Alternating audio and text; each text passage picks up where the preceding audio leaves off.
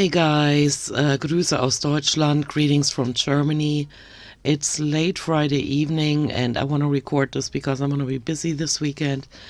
I'm sorry I haven't posted here, but I posted on my other channel.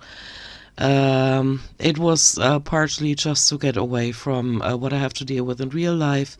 It's an interesting time for sure. The weather in Germany has been stormy and rainy and cold, and as a pluviophile, I'm totally loving it. I'd rather put on, 10 layers than having to exist in heat. In the summer, I cannot stand heat at all. At work, it was time to set our annual goals. Seeing that we have the fifth manager in 3 years, this one really wants to collect brownie points with the managing director as people are still being let go at the company worldwide. Everybody that ever messed with me has been terminated in the past 3 years. I'm not sure if I had anything to do with it, maybe my energy, because I can't stand being treated unfairly. And so what happened was in 2020, the team manager that I had so many struggles with back in 2018 and 2019, she was fired. In 2021, her manager, who allowed for her to terrorize us, was fired after 31 years in the company. That was harsh. But even though I liked him, I was glad that he's gone because he covered for her.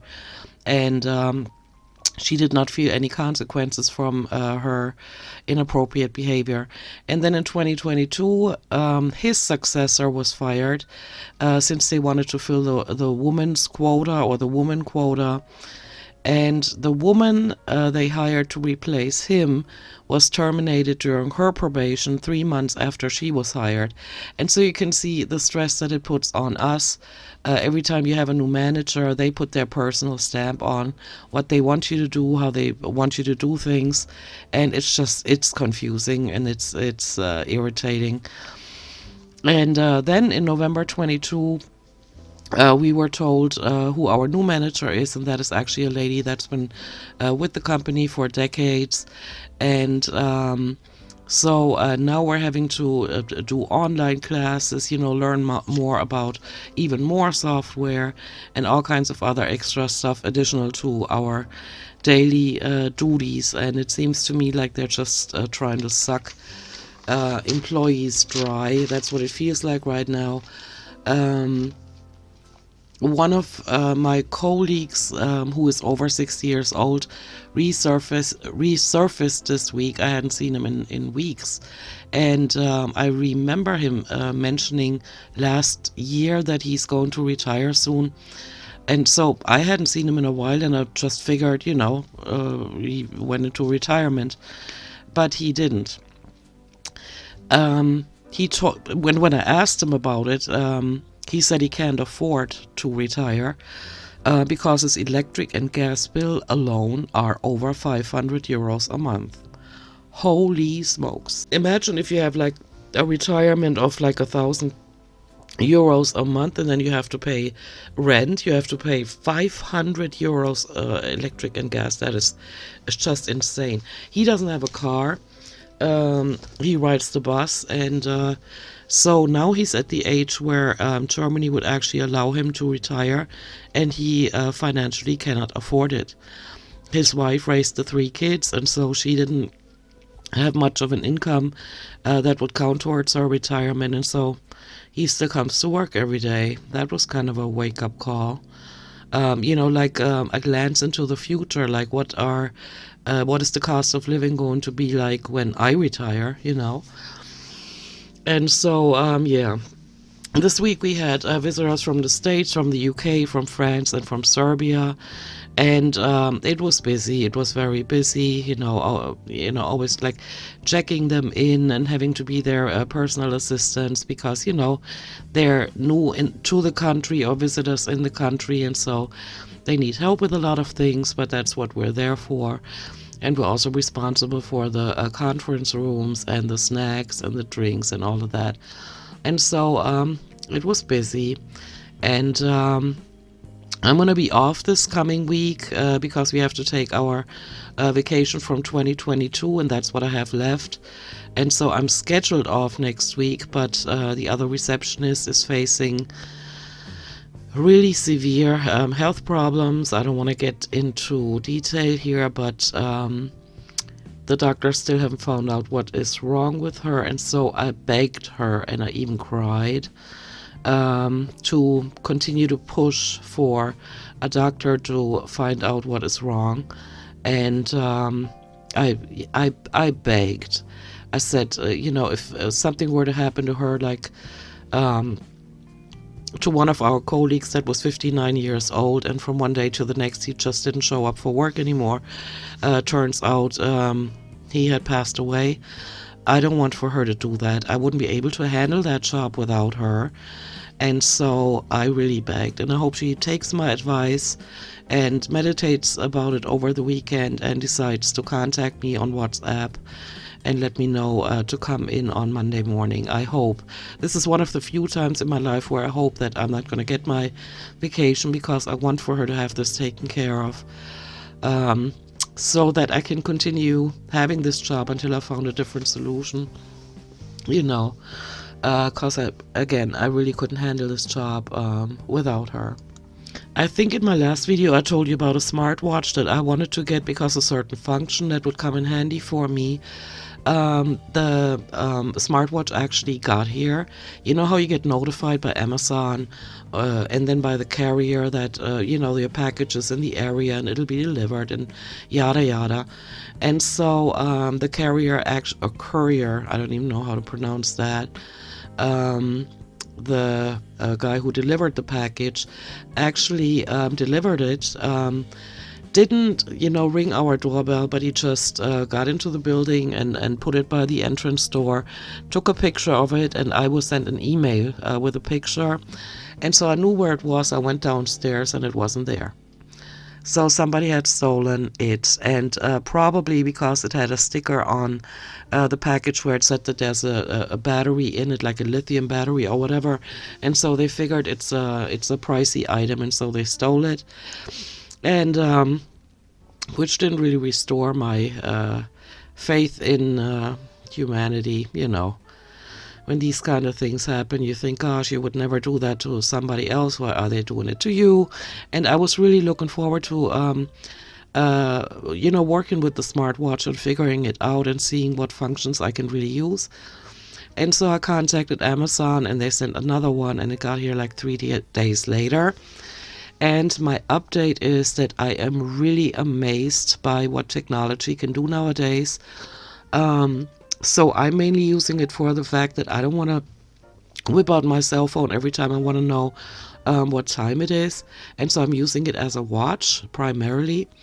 Also, I don't have to check for messages or missed phone calls anymore, because my smartwatch will tell me when somebody calls or has called, and I can take my blood pressure, which I'm aware it's not going to be very accurate, but I get like a bigger picture, and the blood pressure on the smartwatch, that my smartwatch has told me, is pretty much what I've also gotten as a result with my blood pressure. What is that called? Blood pressure device that measures my blood pressure at home. I like that function. What I really love, and I'm starting to get obsessed about, is the step counter. And oh my gosh, guys, you should have been there to see it. So the first time I watched my smartwatch was on Monday this week. And so I'm leaving the house, I go to work, and I'm looking at it, and it's already starting to count my steps. Then I'm getting to the bus stop, the bus comes, and I'm like, yes, this is exactly when technology is going to fail and the step counter is going to continue even though I'm on a bus. Like, how could a smartwatch possibly tell that I'm not walking or running or whatever, right? But technology is actually that smart. And the step counter stopped as soon as I got on the bus, and it started back up when I got off the bus. And so I'm really loving that. I'm pushing myself to walk more and more steps. I haven't been paying attention to it much until I got the smartwatch. I do walk home from Central Station or whatever. It's like 3 kilometers one way, and but I wasn't aware of how few steps I'm actually taking. And it even says in the app on my cell phone that when you use a step counter, or people that use step counters usually push themselves to walk more and more, and I feel that on myself. I feel myself doing that. And so during the staycation, if I should get to go on it as opposed to going in because the other receptionist is going to take her health seriously, I'm going to be walking, and I want to push my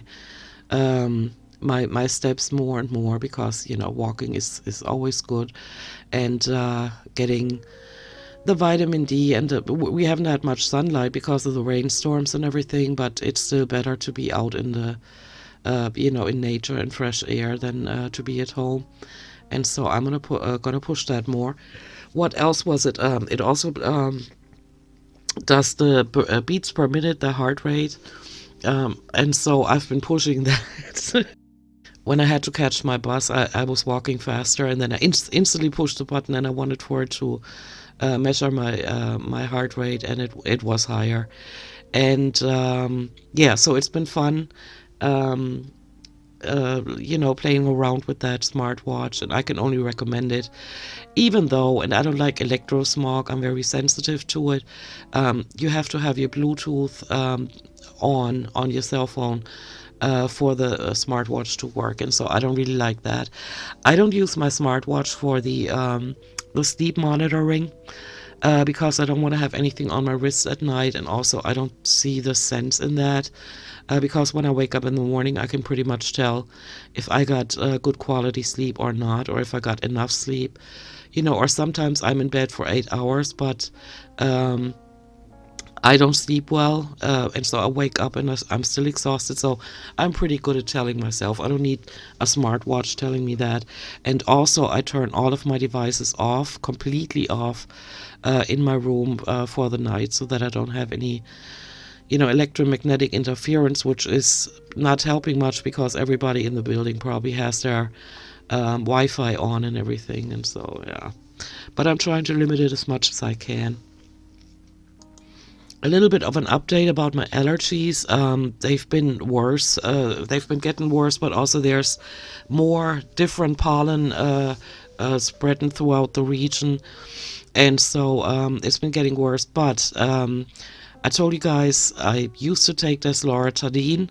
That apparently does not work for me anymore, or not as well, because I've been getting hives and stuff like that, additional to my respiratory problems. And so I decided, without even, consulting the doctor all that much, I decided to order myself another um, allergy medicine that I found online, which is pretty new. It's levocetirizine, and I got it, I tested it, and it makes me so tired that I can fall asleep standing up, guys. I tested it. I actually did it.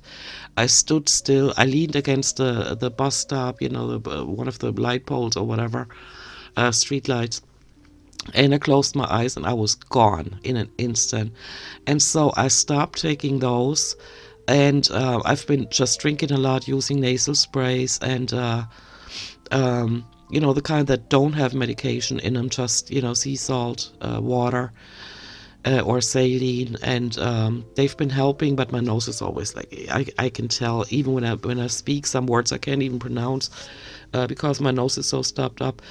But I was talking to a colleague of mine at work this week about it, because everybody's struggling with allergies right now. They're really bad this year.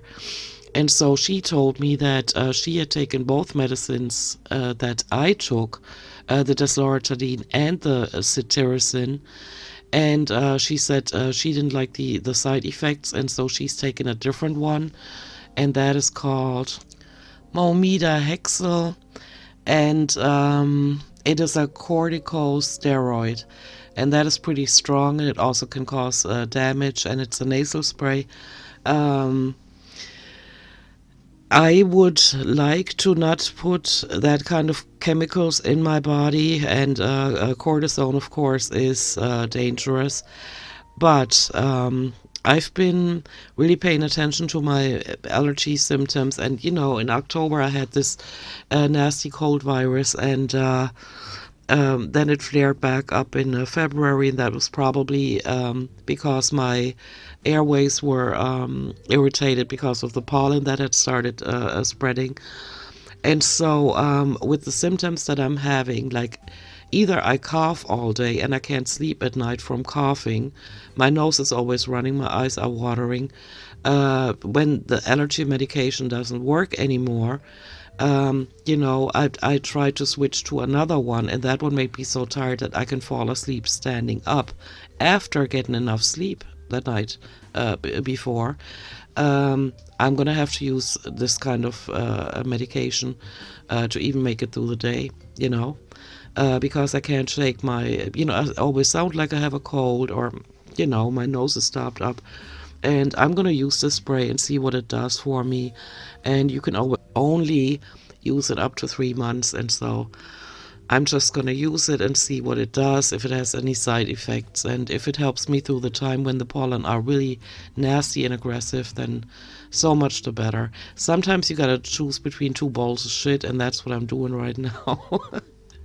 But I'd rather use a hardcore a chemical spray that helps relieve the symptoms than walk around like a zombie and being able to sleep all day, even though I got enough sleep the night before, And so that is an update on that. And my plan for the staycation, if I should get to enjoy it, if I don't have to go into work on Monday, is just to relax, catch up on my chores here, maybe film a video or two, and just take it easy, because I've been pushing myself too much, and those allergy symptoms, they really take the energy out of you. Either you have the symptoms that completely incapacitate you by having to cough and sneeze all day long, and you can't sleep at night, or you're tired because of the medication, and it's been wearing me down. And but I'm trying to keep a positive attitude about things. It is what it is, and in order to continue sustaining or surviving, the environmental impact on my body, I have to do something. And so I can't wait until that nasal spray gets in. Amazon said it's going to be here on Tuesday. And so as soon as I use it, I'm going to keep you up to date on that. Also, I think I haven't mentioned it in my last video. I did go to the doctor and have my blood work done. They couldn't, because of the edema in my arms apparently too, they couldn't find any veins, and so they had to take it. I did talk about that. I did mention it in my last video. Forgive me. They did have to take the blood out of the back of my hand, and that really hurt. And I still, now 1.5 weeks later, or no, a week later, no, it was on the 2nd, and today's the 11th, and so it's 9 days later. I still have a bruise on the back of my hand. But I want to call my doctor and see what the lab results are, and then get my Torasamid, the diuretic pills, prescribed again. Even though, because of all the walking I've been doing lately, because of that stupid step counter on my smartwatch, I think my edema are not that bad. And also it's cold, and so they're not that bad. I think it's worse when it's hot outside, when every cell in your body expands. And so, yeah, this is basically all I got for today. This is the update. Nothing dramatic happening in my life or anything really worth mentioning. I'm just plugging along, working towards retirement, and watching a whole bunch of people around me really suffer with things and having situations that I wouldn't want to be in. But hey, I try to be as supportive as I can, and that's about all I can do. So guys, this is it for now. Thank you for listening to this, and I will talk to you in my next one.